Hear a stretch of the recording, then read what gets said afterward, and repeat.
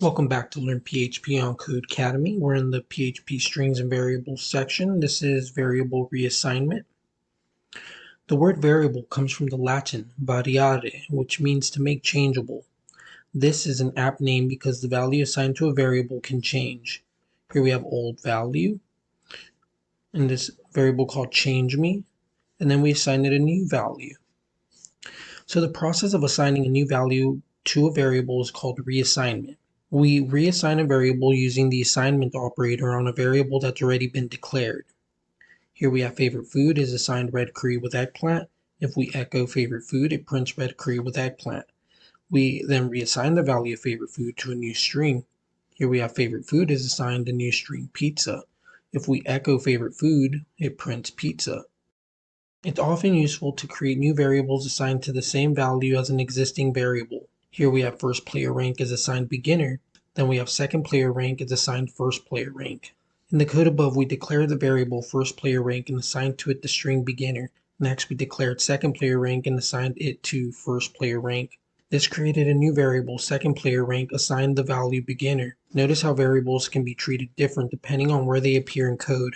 During variable assignment or reassignment, the variable on the left of the assignment operator is treated as a variable, named storage for holding a value, while the variable on the right of the operator is treated as the value it stores.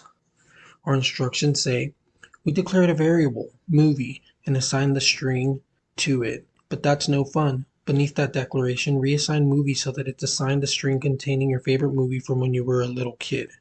Let's do that now. Run it. We pass. 2 says, below your reassignment of the movie variable, declare and assign a new variable, old favorite. The old favorite variable should have movie assigned to it. Let's do that now.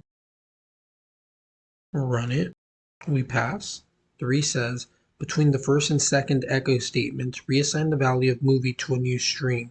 Let's do that here. Let's run it. We pass.